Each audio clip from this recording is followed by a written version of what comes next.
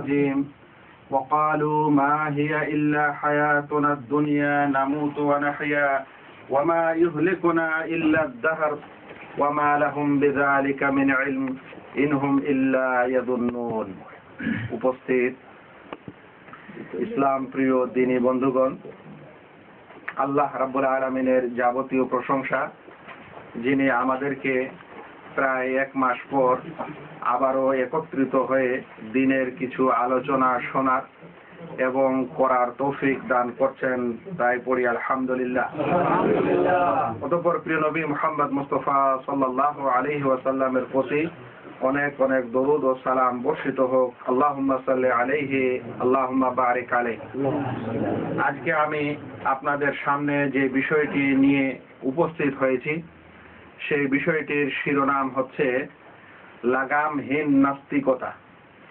নাস্তিক্যবাদ কি জিনিস আর নাস্তিকতা কি জিনিস, আমরা এই সম্পর্কে আজকের আলোচনা করব এবং শুনবো ইনশাআল্লাহ। এই আলোচনাতে আমরা যে কয়েকটি পয়েন্ট উল্লেখ করব, তার মধ্যে এক নম্বর হচ্ছে নাস্তিকের ব্যাখ্যা, নাস্তিক কাকে বলে। আমরা জানব যে নাস্তিক ও আস্তিকের মাঝে মূল পার্থক্য কি। আমরা জানব নাস্তিকবাদের বা নাস্তিক্যবাদের প্রবর্তক ও জনক কে। আমরা আরো জানব যে নাস্তিকবাদের নীতি বা আকীদা ও বিশ্বাস কি। আমরা আরো জানব যে নাস্তিক হলে এর ফলাফল কি দাঁড়ায়। আমরা আরো জানব যে এই নাস্তিকবাদ বা এই নাস্তিক্যবাদ এদের শত্রুতা ইসলামের সাথে কতখানি। অতঃপর আমরা জানব কিছু নাস্তিক্যবাদের খণ্ডন, যেটা বিবেক তথা লজিক ও কোরআন দ্বারা তার খণ্ডন শুনবো ইনশাআল্লাহ। এই পয়েন্টগুলি আজকের আলোচনায় আসবে। প্রথমে আমরা যে বিষয়টি জানবো, এক নম্বর পয়েন্ট, সেটা হচ্ছে যে নাস্তিকের ব্যাখ্যা বা নাস্তিক কাকে বলে। নাস্তিক কাকে বলে? নাস্তিক শব্দের আবিধানিক অর্থ, যেটা বাংলা সংসদ আবিধানে লেখা হয়েছে, তাতে তারা লিখছেন ঈশ্বরের অস্তিত্ব অস্বীকারী। ঈশ্বরের অস্তিত্ব অস্বীকারী মানে আল্লাহর অস্তিত্ব অস্বীকারী। তাদের আরেকটি নাম হচ্ছে নিরীশ্বরবাদী, মানে আল্লাহকে বিশ্বাস করে না। অনুরূপ সেখানে আরো একটি কথা লেখা হয়েছে, বেদ বা শাস্ত্রে অবিশ্বাসী। বেদ হচ্ছে মুসলিম বা হিন্দুদের ধর্মীয় শাস্ত্র। তো এরকম বেদ বা এই ধরনের অন্যান্য শাস্ত্র যারাকে অস্বীকার করে, মানে সেটা কোরআন, তাওরাত, জাবুর, ইনজিল, এরকম ধর্মীয় বইগুলোকে যারা অস্বীকার করে তারাও কি? তারাও নাস্তিক। সংসদ বাংলা অভিধান পৃষ্ঠা 321 এই অর্থ লেখা হয়েছে। এটা হচ্ছে আবিধানিক অর্থ। এর একটি ব্যাপক অর্থ আমাদের জানতে হবে যে আসলে নাস্তিক্যবাদ কি জিনিস। এই কারণে উইকিপিডিয়ায় বলা হয় নাস্তিক্যবাদ, যার ইংলিশ হচ্ছে এথিজম, এটা কি জিনিস বা নিরীশ্বরবাদ বলছে একটি দর্শনের নাম যাতে ঈশ্বর বা স্রষ্টার অস্তিত্বকে স্বীকার করা হয় না। যেটা আবিধানিক অর্থে বলা হলো যে যাতে ঈশ্বর বা স্রষ্টার অস্তিত্বকে স্বীকার করা হয় না এবং সম্পূর্ণ ভৌত এবং প্রাকৃতিক উপরে প্রকৃতির ব্যাখ্যা দেওয়া হয়। এই পৃথিবীর এই জগতের ব্যাখ্যা পুরোপুরি তারা একটা লজিক্যালি এবং ভৌতিক জিনিসকে কেন্দ্র করেই দিয়ে থাকে। তারপর তারা বলছেন যে আস্তিক্যবাদ এর বর্জনকেই নাস্তিক্যবাদ বলা হয়। আসলে মানে শর্টকাটে যদি এর কথা দেখেন, তাহলে আল্লাহ বিশ্বাসের অপোজিটটাই হচ্ছে কি? নাস্তিকবাদ। আল্লাহকে বিশ্বাস করার পর যা কিছু করণীয়, এগুলোর অপোজিট করাটাই হচ্ছে কি? নাস্তিক্যবাদ। বর্তমান বিশ্বের জনসংখ্যার প্রায় 2.3% মানুষ নিজেদের নাস্তিক বলে পরিচয় দিয়ে থাকে। পৃথিবীতে যতগুলো লোক আছে তার মধ্যে 2 ভাগ মানে প্রায় 2.5% তারা নিজেকে নাস্তিক বলে পরিচয় দিয়ে থাকে।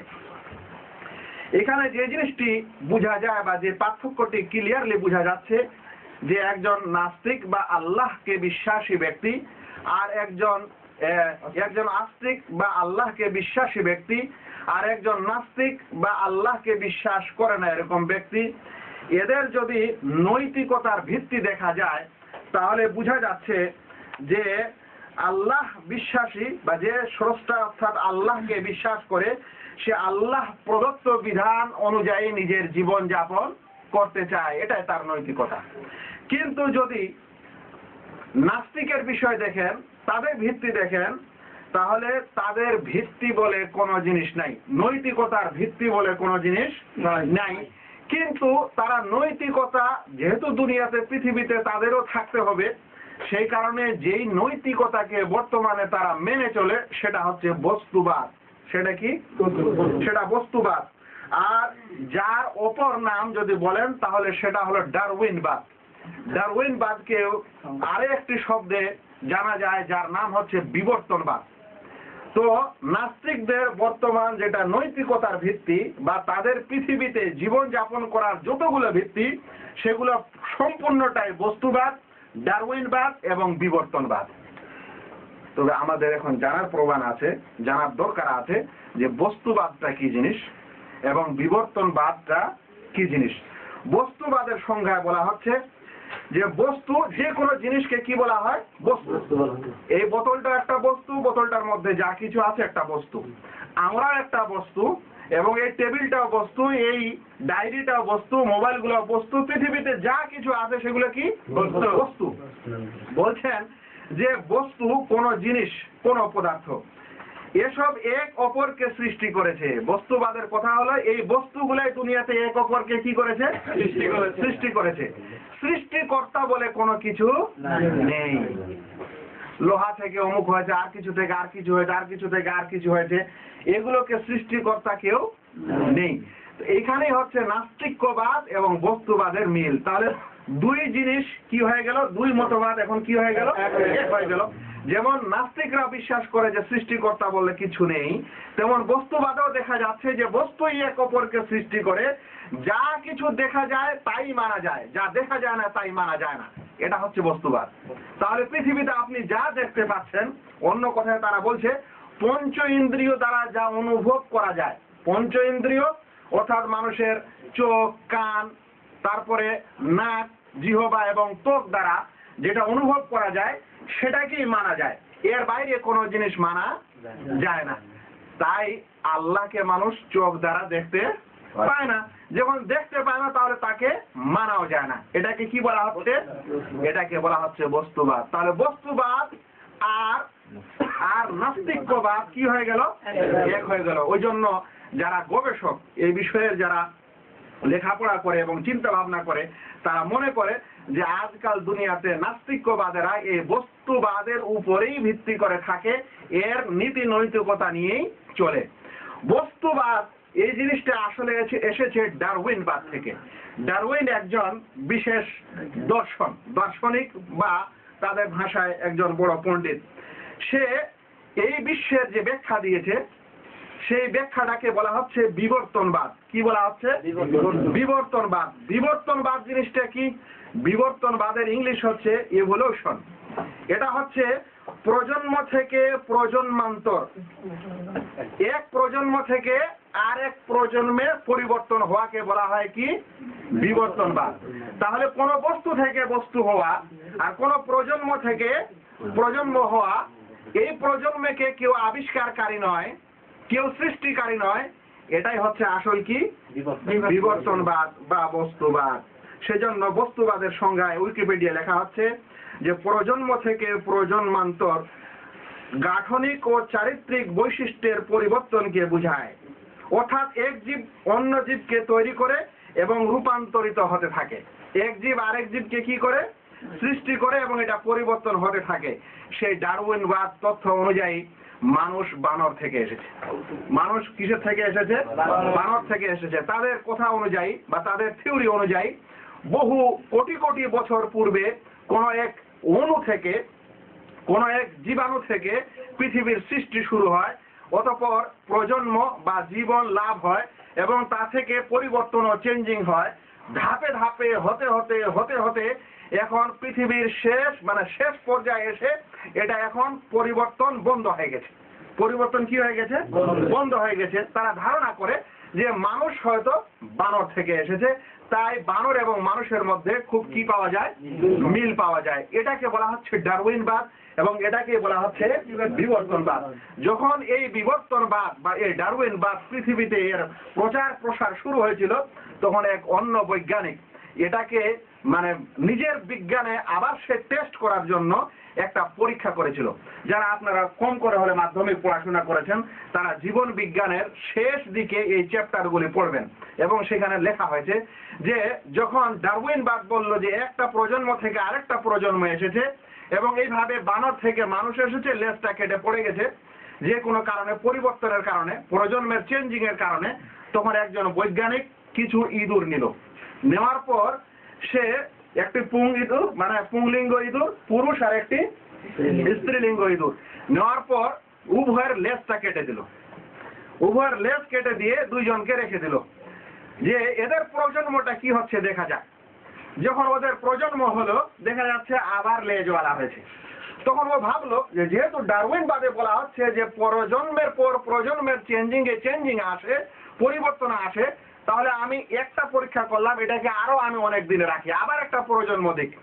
তো যে প্রজন্মটা আসলো প্রথমে লেজ কেটে দিল, দেওয়ার পর যে প্রজন্ম আসলো সেটা তো লেজওয়ালা হলো, সে আবার ওদের লেজ কেটে দিল। দেওয়ার পর ওদেরকে বড় করার পর আবার তাদের প্রজন্ম আসলো।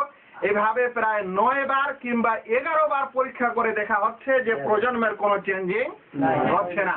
সেই কারণে সেই বৈজ্ঞানিকগণ তারা মনে করেন এবং তারা বলেন যে ডারউইনবাদের এই থিওরিটা পুরোপুরি একটা অন্ধভক্ত এবং একটা অন্ধ আকীদা ও বিশ্বাস, আসলে এর কোনো ভিত্তি নেই। যাই হোক, আমরা এর খণ্ডনে বা এটা কি জিনিস এই সম্পর্কে আলোচনায় নেই। আমরা শুধু এটা বুঝাতে চাচ্ছি যে নাস্তিক্যবাদ কি জিনিস। আসলে নাস্তিক্যবাদ যারা আল্লাহকে অস্বীকার করে এবং প্রত্যেক অদৃশ্যকে অস্বীকার করে, তাদের এখন নৈতিকতা এবং তাদের পৃথিবীতে জীবনযাপনের যেটা ভিত্তি, সেটা আসলে ডারউইনবাদ এবং বিবর্তনবাদে এসে দাঁড়িয়েছে, যেটাকে সাধারণত বস্তুবাদ বলা হয়। আমরা এই তথ্যটি জানার পর যে বিষয়ে জানতে চাই সেটা হচ্ছে যে এই নাস্তিক্যবাদের প্রবর্তক কে, নাস্তিক্যবাদের জন্মদাতা কে। কারণ হাদিস অনুযায়ী দেখা যাচ্ছে যে প্রত্যেক ব্যক্তি সঠিক ফিতরাতের উপর জন্মগ্রহণ করে, সঠিক প্রকৃতি এবং সঠিক নেচারের উপর জন্মগ্রহণ করে, যেই নেচারটা হচ্ছে আল্লাহ বিশ্বাসী হওয়া। কুল্লু মাউলুদিন ইউলাদু আলাল ফিতরা। কিন্তু তার পিতা মাতা তাকে ইহুদি বানায়, খ্রিস্টান বানায়, মুসলিম বানায়, আর কিছু বানায়। তাহলে প্রত্যেক শিশুই নিজ এই বিশ্বাসের উপর জন্মগ্রহণ করে যে একজন সৃষ্টিকর্তা আছে। কিন্তু এই পৃথিবীতে এই নাস্তিক্যবাদ বা সৃষ্টিকর্তা নেই, এর প্রবর্তক কে যদি খোঁজ করা যায় তাহলে এখানে দুটি জিনিস পাওয়া যাবে। একটা হচ্ছে যে ইফরাদি হিসাবে, অর্থাৎ ব্যক্তিগত হিসাবে কোনো না কোনো ক্ষেত্রে, কোনো না কোনো যুগে, প্রায় সব যুগে এরকম ধারণা কারো না কারো ভিতরে আছে বা ছিল। আল্লাহ রাব্বুল আলামিন কোরআনে বলছেন, ওয়াকালু মা হিয়া ইল্লা হায়াতুনাদ দুনিয়া। আল্লাহ তাআলা কোরআনে বলছেন, মানে আজ থেকে 1400 বছর পূর্বে মানুষ এরকম ছিল, এরকম বিশ্বাস করত, তার বর্ণনা। তো আল্লাহ রাব্বুল আলামিন বলছেন, ওয়াকালু মা হিয়া ইল্লা হায়াতুনাদ দুনিয়া। তারা বলে এই দুনিয়ার জীবন ছাড়া আর অন্য কোনো জীবন নেই। কি বলে তারা? নামুতু ওয়া নাহইয়া, আমরা এখানেই জীবিত হই এবং এখানেই আমরা মৃত হই। ওয়া মা ইউহলিকুনা ইল্লা দাহর, আর যুগের আবর্তন ছাড়া আমাদের কোনো কিছু ধ্বংস করে না। তাহলে পৃথিবীর জীবনটাই আমাদের জীবন, এখানেই জীবন মরণ আছে। আর এই যুগের প্রবাহমান, মানে এক যুগের থেকে আরেক যুগ হচ্ছে, আমাদের বয়স হয়ে যাচ্ছে, আমরা মারা যাচ্ছি, এছাড়া আর কিছু নেই। আল্লাহ বলছেন, ওয়া মা লাহুম বিযালিকা মিন ইলমিন, তাদের এ সম্পর্কে কোনো জ্ঞান নেই। ইনহুম ইল্লা ইয়াযুন্নুন, তারা শুধুমাত্র ধারণাই করছে, তারা শুধুমাত্র অনুমানই করছে। সূরা জাসিয়া 24 নম্বর। তাহলে বোঝা যাচ্ছে যে পৃথিবীর জীবনটাই আসল জীবন, এর বাইরে আর কোনো জীবন নেই। এবং এই জীবনের মরণ এটা যুগের কারণে হচ্ছে, এরকম বিশ্বাস মোটামুটি নাস্তিকেরই বিশ্বাস। এই বিশ্বাসটা কি? নাস্তিকের বিশ্বাস।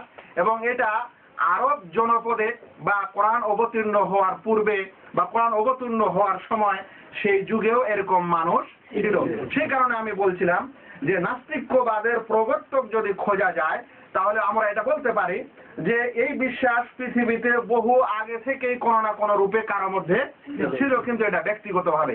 কিন্তু যারা এই বিশ্বাসকে সাংগঠনিক রূপ দিয়েছে এবং এই বিশ্বাসের একটা মতবাদ ও ইজম তৈরি করেছে, তারা হলো তিনজন ব্যক্তি। তারা কয়জন ব্যক্তি? তিনজন। তারা তিনজন। তাদের মধ্যে এক নম্বর হচ্ছে কার্ল মার্কস।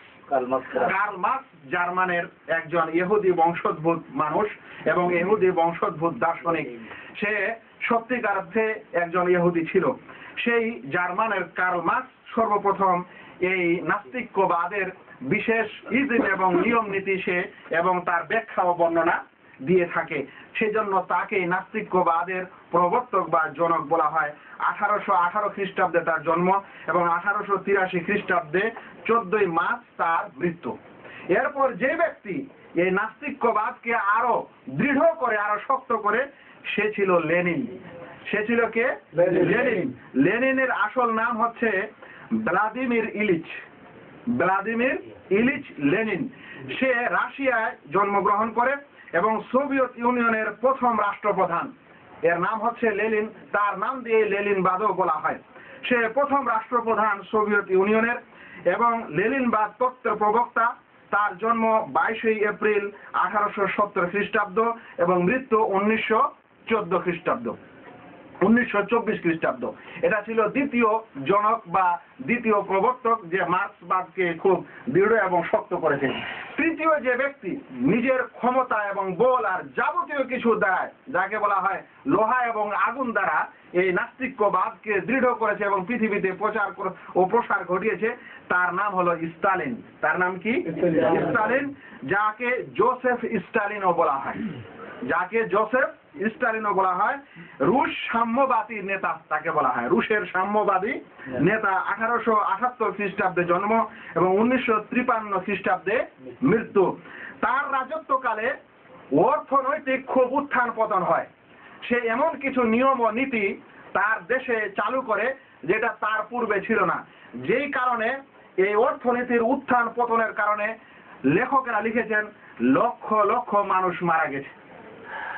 এই স্টালিন নিজের শক্তিকে এবং নিজের মতবাদকে দৃঢ় করার জন্য, শক্ত করার জন্য বলা হয়েছে যে বিশ্বযুদ্ধে হিটলার যতগুলো লোককে না মেরেছিল, সে নিজের এই নাস্তিক্যবাদ মতবাদের শক্তকরণে এবং দৃঢ়করণে আর বাস্তবায়ন করে হিটলারের চাইতে বেশি মানুষ সোভিয়েত ইউনিয়নে সে হত্যা করেছিল।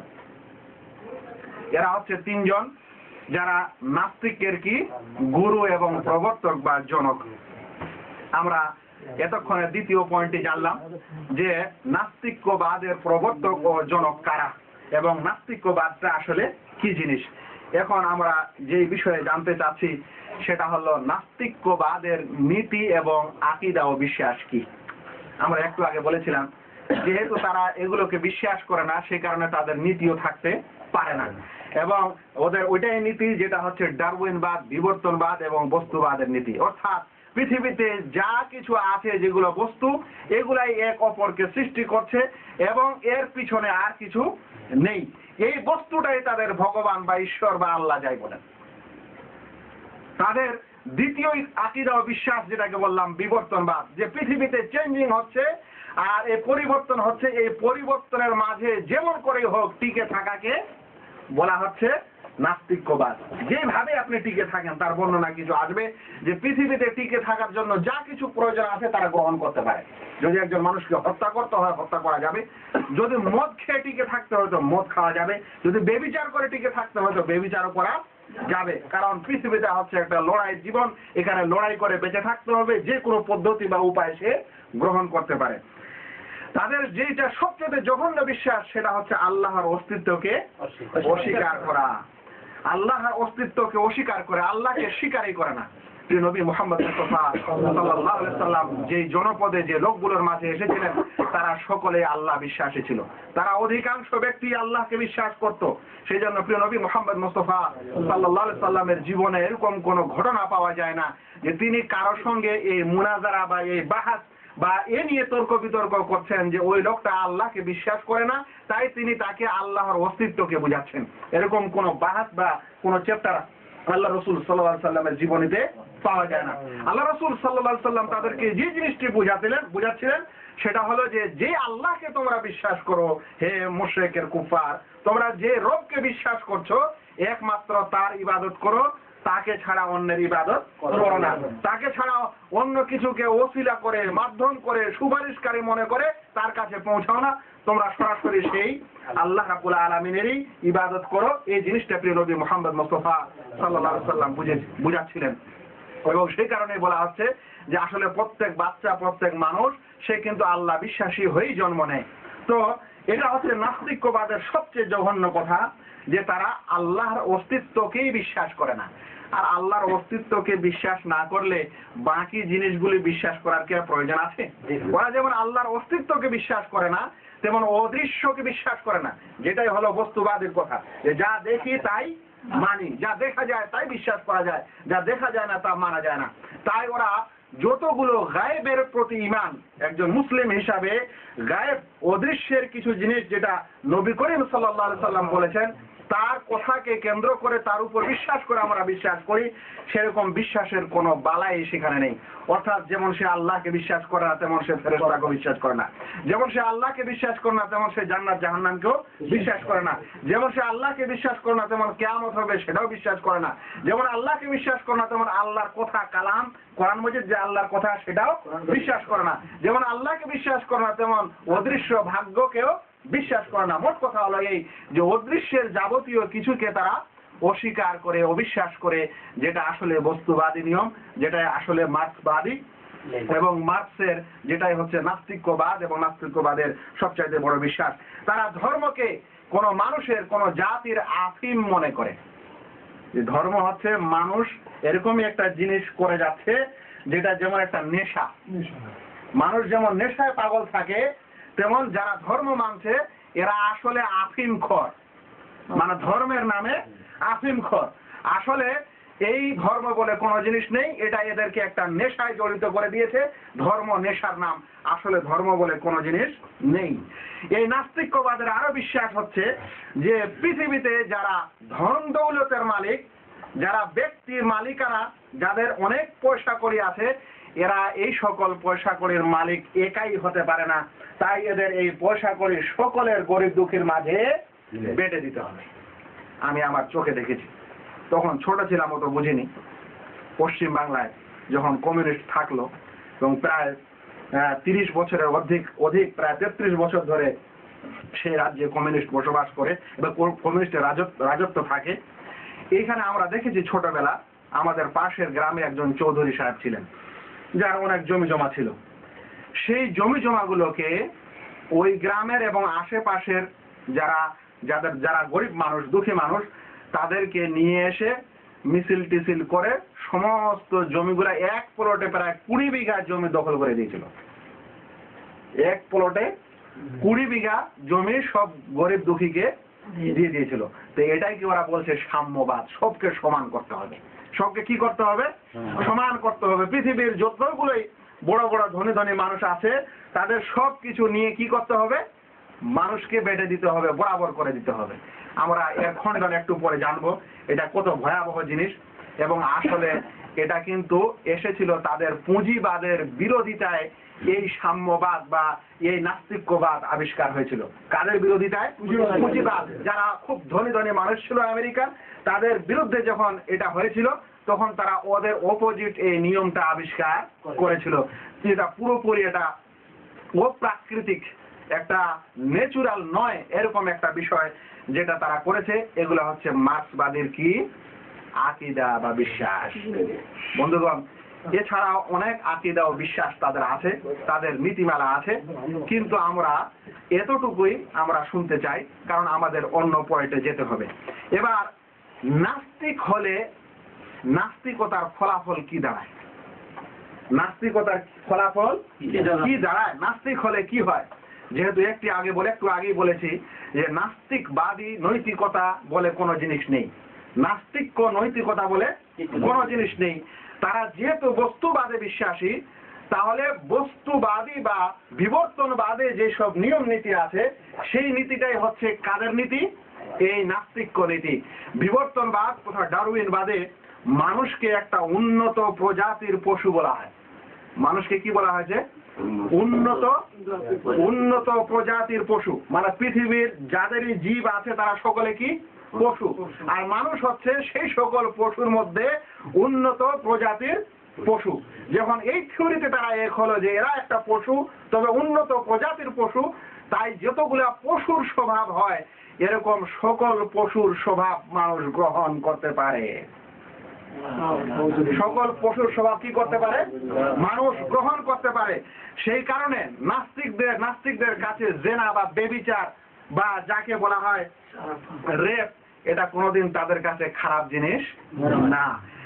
কারণ যেহেতু পশুরা বিনা কোনো বিবাহ বন্ধনে যখন যেখানে ইচ্ছা তারা মানে সেই জাতি আরেক জাতির সাথে যখন মিলন করে, সেরকম একজন পশুও জেনা করবে, বেবিচার করবে, তাতে কোনো সমস্যা নেই। এবং সেখানেই এসেছে যে যেহেতু পশুরা নিজ মা বাবাকে চিনে না, তাদের সঙ্গে মিলন করে।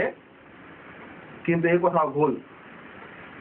উদ্ভিদ এবং প্রাণীবিদ্যায় দেখা গেছে, কিতাবুল হায়ওয়ানে লিখেছেন যারা প্রাণীবিদ্যান, তারা বলছেন যে উট কোনোদিন তার মায়ের সাথে মিলন করে না, অন্য পশুরা করতে পারে। তো যাই হোক, আমরা বলছিলাম যে যেহেতু পশুরা এক অপরের সঙ্গে মিলন করে, তাদের আত্মীয় সম্পর্ক, নিকট আত্মীয় বলে মহরিম গায়ের মহরিম বলে কোনো জিনিস নেই, সেরকম মানুষেরাও মহরিম গায়ের মহরিমের সাথে এই কাজ করতে পারে। তবে অনেকে এটা কিন্তু নাস্তিক্যবাদের অনেকে এটা আবার অস্বীকার করেছে, বলছে কারণ এতে একটা জেনেটিক অসুখ হয়, সেই অসুখের কারণে এই কাজটা না করাই ভালো। কিন্তু আসলে তারা করতে পারে, এটা তাদের স্বীকার। কারণ মানুষ হচ্ছে একটা উন্নত প্রজাতির পশু, তাই পশু এরা এরকম করে সেও করতে পারে। তাদের কথা অনুযায়ী পশুরা সমকামিতা করে, মানে উভয় লিঙ্গ নয়, নিজ নিজ লিঙ্গ থেকেই তারা নিজের যৌন চাহিদা মেটাতে পারে। সেই সমকামিতা মানুষও করতে পারে। এই ডারউইনবাদ, বিবর্তনবাদ ও বস্তুবাদ যে সকল দেশে আছে, ইউরোপ এবং আমেরিকায়, তারা সেই জিনিসগুলিকে গ্রহণ করেছে। সেজন্য তাদের মহরিম গায়ের মহরিম বলে কিছু না। রাস্তাঘাটে পশুর মতো এ সকল কাজ করতে কিছু সমস্যা হয় না। নাউজুবিল্লাহ, প্রায় 23টি দেশে তারা এই সমকামিতাকে আইনি আওতায় এনে আইনিতে স্বীকৃতি দান করেছে। তাহলে এটা কিসের প্রভাব? এটা হলো এই ডারউইনবাদ ও বস্তুবাদের প্রভাব, যেখানকার লোকেরা এই থিওরির উপর চলেছে যে মানুষ হচ্ছে একটা উন্নত প্রজাতির পশু, তাই পশুর যাবতীয় স্বভাব যেটা আছে সেই স্বভাব তারা কি করতে পারে? গ্রহণ করতে পারে। যেই স্বভাবে চলছে এখন বস্তুবাদের দেশগুলোতে, আর তারই ছায়া এসে পড়ছে আমাদের এই পশ্চিমা দেশগুলোতে, এবং এখানে এসে ওই সভ্যতা আমাদেরকে ধ্বংস করছে। বন্ধুগণ, এটা ছিল যে উন্নত প্রজাতির পশু বা বস্তুবাদের ফলাফল, যেরকম নৈতিকতার দিক দিয়ে দেখলেন তাদের কথা, যে পৃথিবীতে যেহেতু, এবং এই কথাটাকে তারা বলে এটা ন্যাচারাল জিনিস, এটা প্রাকৃতিক জিনিস, এগুলো কোনো বড় বিষয় না। তারা নিজের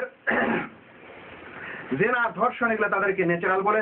তারা মনে করে যে এই যে সবার সামনে উলঙ্গ হওয়া কোনো বিষয় না, এবং যে কোনো জায়গায় এই কাজ করা কোনো বিষয় না, এটা হচ্ছে ন্যাচারাল বিষয়।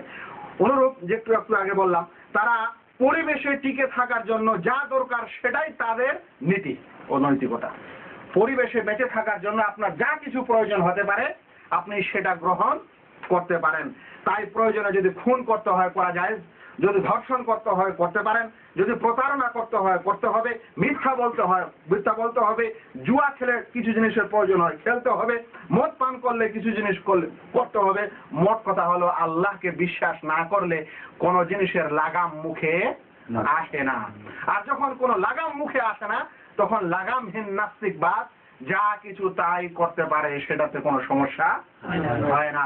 এজন্যই সেই সকল সমাজে তাদের খুবই সমস্যা হয়, যেখানে মুসলিম হোক বা অমুসলিমই হোক, যারা আল্লাহর প্রতি বিশ্বাস রেখে কিছু নিয়মের উপর চলাচলি করে, সেই নিয়মগুলি তারা দেখতে পারে না। তখন যখনই কোনো এরকম আইন হয়, তখনই তারা এর বিপরীত স্লোগান শুরু করে এবং বস্তুবাদ ও বিবর্তনবাদের নীতির উপর দিয়ে তারা নিজের কথাগুলি মানুষের মাঝে প্রচার করতে থাকে। আল্লাহ রাসূল সাল্লাল্লাহু আলাইহি ওয়াসাল্লাম বলছেন যে মানুষের মধ্যে যদি লজ্জাই না থাকে, ইদা লাম তাস্তাহি ফাসনা মা শা'আত, যদি লজ্জাই না থাকে তাহলে যাই পারো তাই করো। তো এগুলো হচ্ছে নির্লজ্জ, নির্লজ্জ যাদের মধ্যে লজ্জা বলে কোনো জিনিস নেই। আমরা এই পয়েন্টের পর যে পয়েন্টের আলোচনা করতে চাচ্ছি সেটি হচ্ছে যে মার্ক্সবাদ বা নাস্তিক্যবাদ ইসলামকে কেন বড় শত্রু মনে করে। ইসলামকে কি মনে করে? বড় শত্রু মনে করে। কেন বড় শত্রু মনে করে? এই কারণে বড় শত্রু মনে করার কয়েকটি কারণ আছে। আমি দুই একটি কারণ আপনাদের সামনে বলি। এক নম্বর হলো যে ইউরোপ ও আমেরিকায় এই যে বস্তুবাদ এবং বিবর্তনবাদ আর এই যে গণতন্ত্র এই সকল কিছু যখন এখানে প্রচার হয়েছে এবং এগুলার যখন মানে শক্ত জোর মজবুত হয়েছে, সেই সময় সেখানকার চার্চগুলো বা তাদের দলীয় তাদের ধর্মীয় নেতাগুলো বা বলতে পারেন তাদের পাদ্রীগুলো এবং বাবাগুলো বিরোধিতা করত এরকম মতবাদে। তখন শেষ পর্যন্ত তারা একটা সিদ্ধান্তে এসেছিল যে ধর্মকে চার্জে রাখতে হবে, চার্জের বাইরে যা কিছু হচ্ছে সেগুলোতে আমরা আর হস্তক্ষেপ করব না।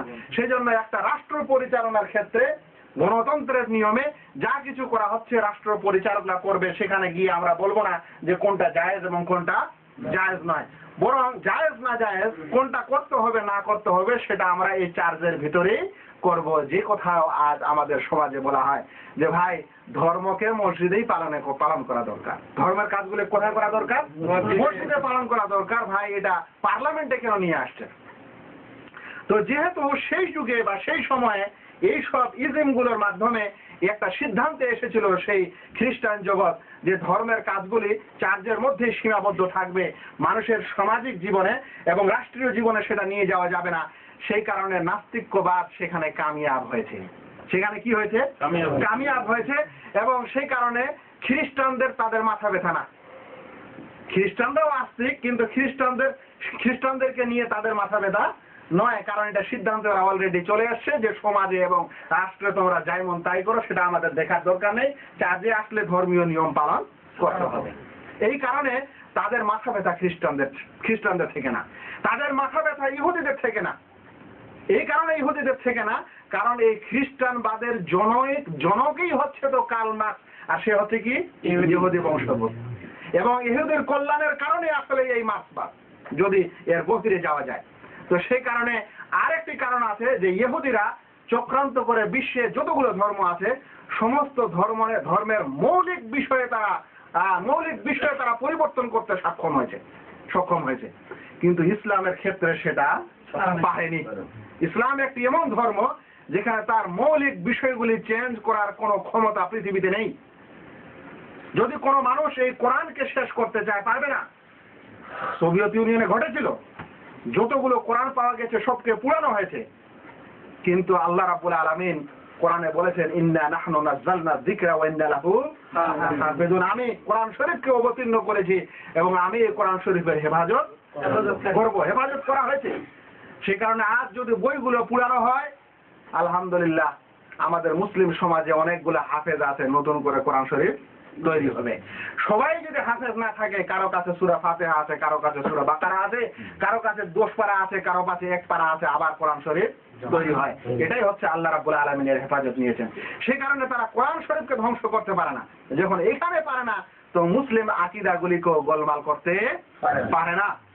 অনুরূপ হাদিসের ক্ষেত্রেও 6টি যে কুতুবে সিত্তা এবং তার মধ্যে বুখারী এবং মুসলিম ধ্বংস করার ক্ষমতা নেই যতক্ষণ পর্যন্ত আল্লাহ না চান। কারণ এর পঠন পাঠন পৃথিবীর এত ভাষায় হয়েছে যে কোনটা দেশে ব্যান করবেন, কতগুলো দেশে করবেন। পৃথিবীর একটা জায়গায় একটা মুসলিম থাকে, যদি সে বুখারী শরীফের হাফেজ হয়, কোরআন শরীফের হাফেজ হয়, তাহলে এই দিন, এই ধর্ম, এই নিয়ম টিকে থাকবে। এবং সে কারণে তারা ইসলামকে নিয়ে মাথা ব্যথা বেশি, অন্যান্য ধর্মকে নিয়ে মাথা ব্যথা নয়।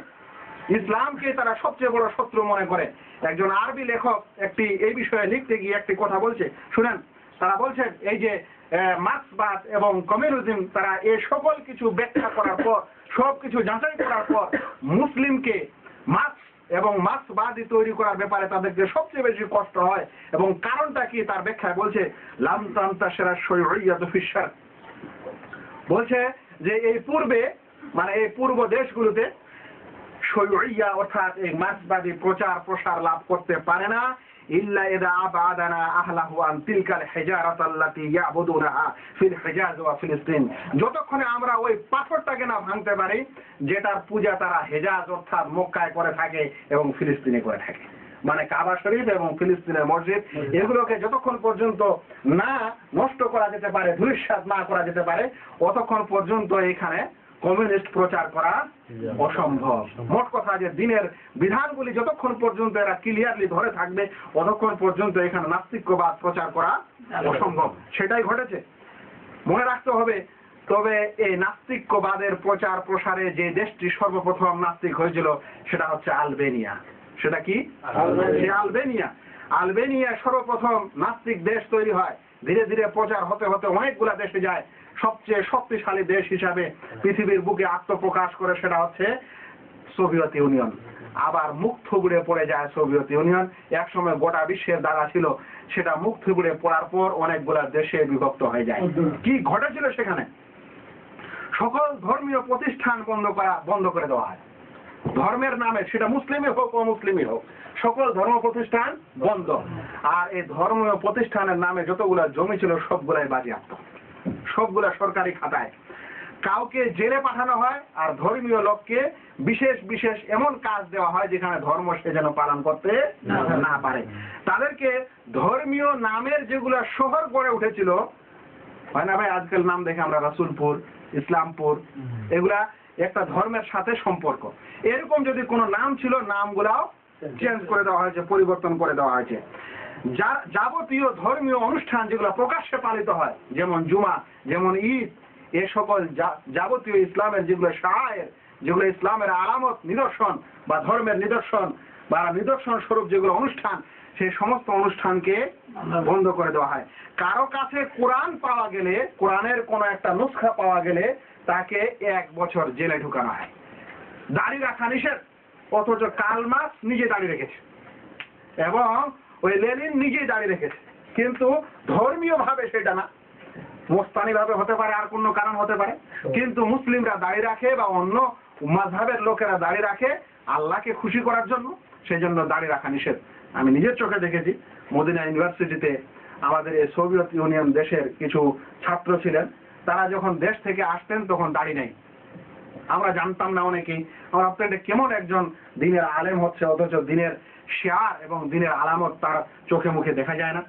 কিন্তু আমরা দেখতাম যখন সেখানে থাকতো সে দাড়িগুলা ছেড়ে যেত যতখানি পারা যায়। আবার যেদিন বাড়ি যেত সেদিন তাকে কাটতে হতো, কারণ যেখানে জেলে যেতে হবে, যেখানে এরকম নিয়ম করা হয়েছে, তখন কি করতে হবে? তাকে কাটতে হচ্ছে বা কাটতে বাধ্য হচ্ছে, নজর দেশ থেকে চলে যেতে হবে। যাই হোক, এগুলা নিজের দেখার কথা।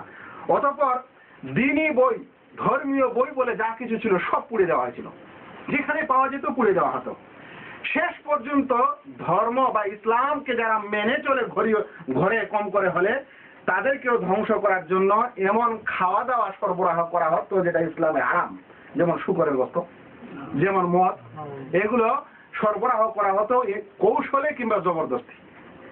মানে এরকম তারা ইসলামের শত্রু, কারণ এটাই যে ইসলামকে ধ্বংস করা খুবই কঠিন।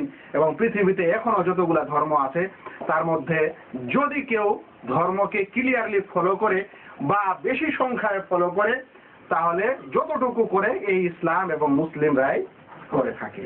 বন্ধুগণ, আমরা আলোচনার শেষ পয়েন্টে এসেছি, এই নাস্তিক্যবাদের খণ্ডন কিভাবে করা যায়। নাস্তিক্যবাদের খণ্ডন যদি কোরআন সুন্নতের দ্বারাই আপনি করেন তাহলে কিন্তু তারা মানবে না এবং বিশ্বাস করবে না, কারণ তারা কোরআনকে বিশ্বাস করে না, আল্লাহকে বিশ্বাস করে না, তো আল্লাহর কথাকে বিশ্বাস করবে কি? নবীকে বিশ্বাস করে না, তাহলে নবীর কথাকে বিশ্বাস করবে কি? সেজন্য নাস্তিক্যবাদের খণ্ডন করতে হয় বিবেক দিয়ে এবং লজিক দিয়ে। অতঃপর তার সাথে সাথে কোরআন সুন্নতের অবশ্যই দলিল দিতে হবে, কারণ কোরআনের দলিলটাই হচ্ছে সর্বশ্রেষ্ঠ দলিল। আমি ছোট্ট করে কয়েকটি খণ্ডন করি। একটি ঘটনা আমি প্রায় মানুষকে বলে থাকি যে কোনো এক উটের রাখাল, সে বধূ ও বেদুইন, সে শিক্ষা এবং জ্ঞান লজিকত না, এরকম এক ব্যক্তিকে কোন এক নাস্তিক, কোন এক কমিউনিস্ট জিজ্ঞাসা করেছিল যে তুমি একটা উটের রাখাল, দুনিয়ার জ্ঞান তোমার কাছে নেই, আর তুমি বিশ্বাস করো যে তোমার স্রষ্টা বা আল্লাহ আছে, এটা কেমন কথা?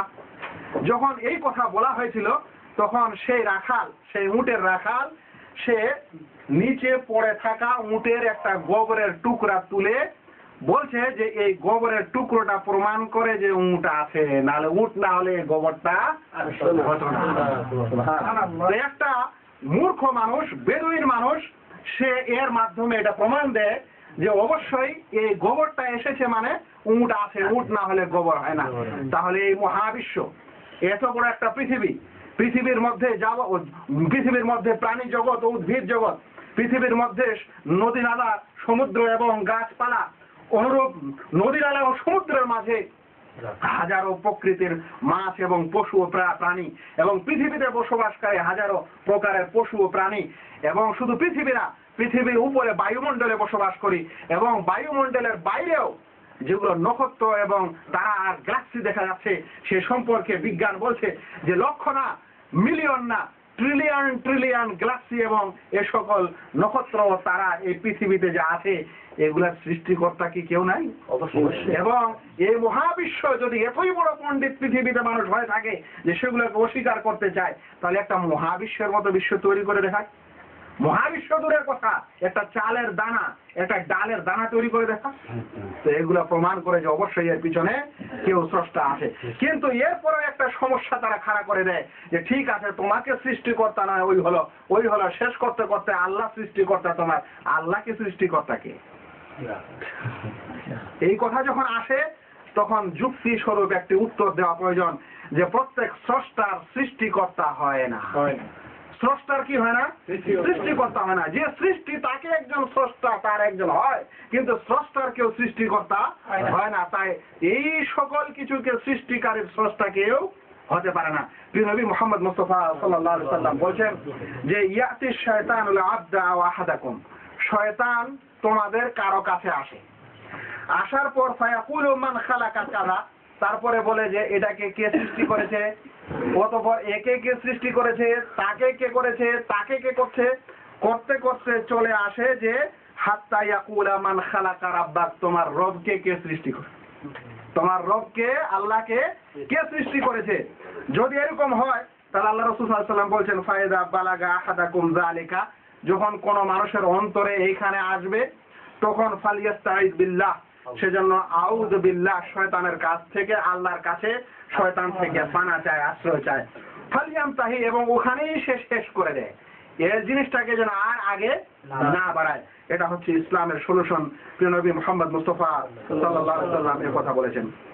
বন্ধুগণ, আজ পৃথিবীতে যারা এই সকল ইজম প্রচার করছেন তাদের কাছে পৃথিবীর বড় বড় জ্ঞানীরা কেন সম্মানীয়, মহাপুরুষ যাদেরকে বলা হচ্ছে কেন সম্মানীয়?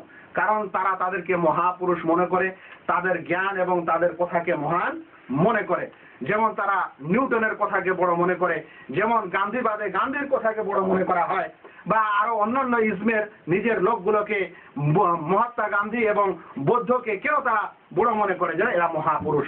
তাহলে এই মহাপুরুষের কথাগুলি যদি সত্য হতে পারে তাহলে পৃথিবীতে হাজারো, এমনকি 1,24,000 পয়গাম্বর, তারা কি মহান মহাপুরুষ ছিলেন না?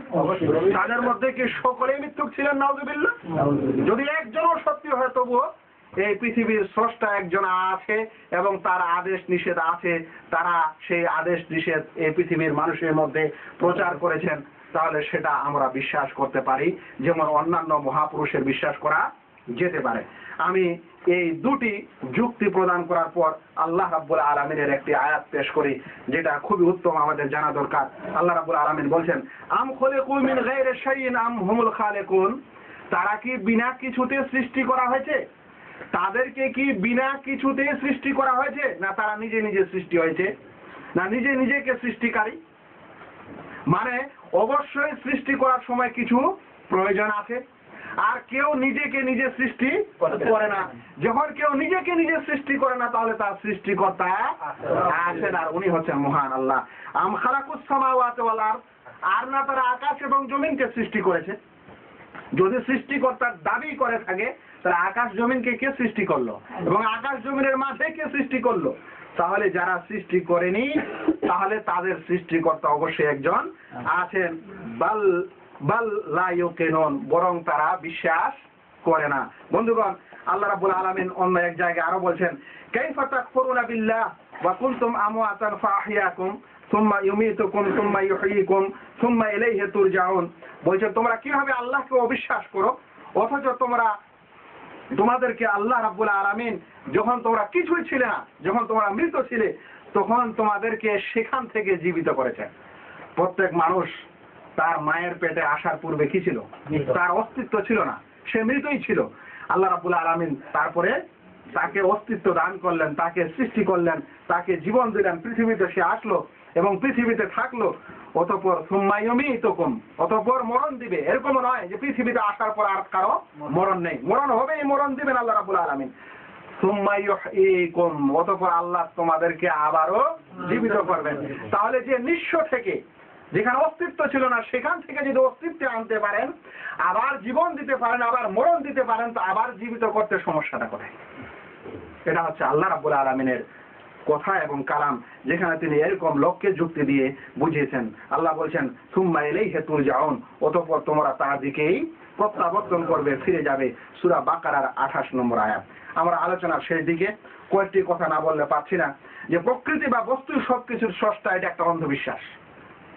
কোন জিনিসকে সৃষ্টি করে তারা বলে যে পৃথিবীর কোটি কোটি বছর আগে নাকি সূর্য যখন পৃথিবীর চারিদিকে ঘুরছিল, তখন সূর্যের একটা টুকরা ছিটকে পড়ে সারা বিশ্ব তৈরি হয়েছে। আমাকে বলেন তো এই সময় কে ওখানে ছিল এবং এটা কোন যুক্তির আধারে বলা হয়েছে? কোটি কোটি বছর পূর্বে কে থাকলো? তাহলে নাস্তিক্যবাদ যদি প্রমাণের উপরেই ভিত্তি করে পৃথিবীতে চলতে চায়, তাহলে এরও প্রমাণের প্রয়োজন আছে এবং এই প্রমাণ দেওয়ার ক্ষমতা নেই। আল্লাহ রাব্বুল আলামিন সঠিক বলছেন, মা শাহাদতুহুম খালকাস সামাওয়াতি ওয়াল আরদ ওয়ালা খালকা আনফুসিহিম, আমি তাদেরকে আকাশ জমিন সৃষ্টি করার সময় ওখানে হাজির করিনি। আল্লাহ বলছেন কি, আমি আকাশ জমিন সৃষ্টি করার সময় তাদেরকে আমার ওখানে উপস্থিত করে রাখেনি, যে আসো দেখো আমি কিভাবে সৃষ্টি করছি। ওয়ালা খালকা আনফুসিহিম, আর না তাদের নিজের নফস সৃষ্টির সময় আমি তাদেরকে ডেকেছি। তাহলে যাদেরকে আমি ডাকেনি, যারা দেখেনি, তারা কিভাবে এই যুক্তি দিয়ে পৃথিবীতে প্রতারণা করতে পারে? সূরা কাহফের 5 নম্বর আয়াত দ্রষ্টব্য। বন্ধুগণ, সবকে সমান হতে হবে, করতে হবে, এটা একটা অপোজিট জিনিস। পৃথিবীতে আল্লাহ রাব্বুল আলামিন যাকে যেমন তৈরি করেছেন, একে উল্টায় আপনি নিতে পারেন না। যাকে কালো করেছেন তাকে আপনি সাদা চামড়া করতে পারেন না। চেষ্টা করতে পারে মানুষ মাইক্রো সার্জারির দ্বারা যে আমার কালো দেহটাকে সাদা করব, যেমন করেছিল একজন খুব মাইকেল জ্যাকসন, মাথা নাচ করে লাফাজি খুব করছিল, সে করেছিল, কালো বংশোদ্ভূত ছিল, নিজের শরীরটাকে সাদা করেছিল, বাচ্চাটা হয়েছে আবার কালা। হয়েছে কি কালা, উপরটা চকচক করে নেওয়া যেতে পারে মাইক্রো সার্জারির কারণে, কিন্তু বংশকে চেঞ্জ করা যেতে পারে না। যদি কোনো মানুষ সাদা থাকে তো সাদাই থাকবে, কালা যদি আল্লাহ তাআলা তৈরি করেন তাহলে সে কালাই থাকবে, ওই রঙেরই থাকবে। পৃথিবীর কোন মানুষকে যদি আল্লাহ বেশি বুদ্ধি দেন, ওখানে কোন মানুষের অন্য অবুদ্ধিওয়ালা লোককে ওই মাথায় ঢুকে দিলে ঢুকাতেও পারা যাবে না। বন্ধুগণ, পৃথিবীতে যাকে গরু করেছেন গরু থাকবে, ওটাকে ছাগল করা যাবে না, এবং উভয়কে বরাবর করা যাবে না। পশুগুলোকে মানুষের মতো করা যাবে না, মানুষগুলোকে পশুর মতো করা যাবে না। নিজ নিজ প্রাকৃতিক যেটা নেচার আল্লাহ রাব্বুল আলামিন দিয়েছেন, তার উপরে সেগুলো চলবে।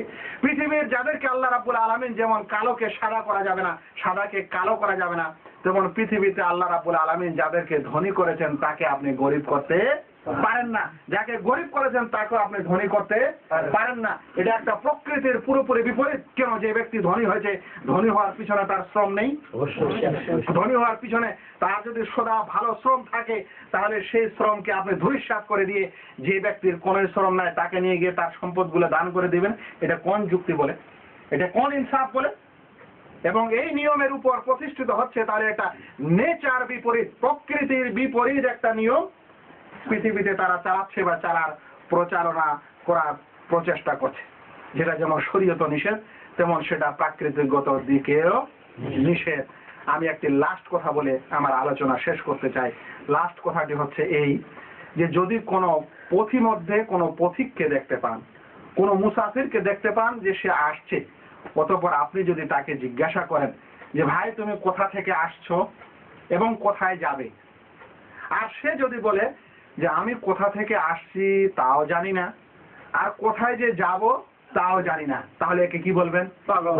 তাহলে হয় একে পাগল বলবেন, আর না হয় এ একটা আসল অরিজিনাল বিষয়কে অবিশ্বাস করছে, অস্বীকার করছে। নাস্তিকের উদাহরণও এরকম। তারা কোথা থেকে এসেছে জানে না এবং মরণের পর কোথায় যাবে তাও জানে না। আমরা জানি আমরা কোথা থেকে এসেছি, আমাদের সৃষ্টিকর্তাকে, কিন্তু তারা জানে না। আমরা এটাও জানি যে আমরা কোথায় যাব, কিন্তু তারা সেটাও জানে না। মানে পৃথিবীতে এমনি এমনি ঘোরাফেরা করছে, নিজের নিয়ম এবং আকল ও বুদ্ধি দ্বারা নিজের ইজম ও মতবাদ তৈরি করছে, পৃথিবীর মধ্যে একটা বিরাট ঝঞ্ঝাট সৃষ্টি করেছে। সেই জন্য এই দার্শনিকদের মধ্যে একজন বলছেন যে নাস্তিক্য হওয়াও একটা ধর্ম।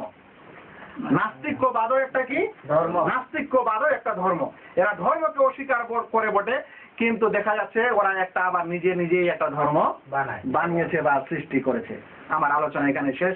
আলোচনার সারাংশ হলো এই যে নাস্তিক্যবাদ বা নাস্তিক হচ্ছে যারা আল্লাহ রাব্বুল আলামিনকে অস্বীকার করে এবং এরকম যাবতীয় গায়েব ও অদৃশ্যকে অস্বীকার করে।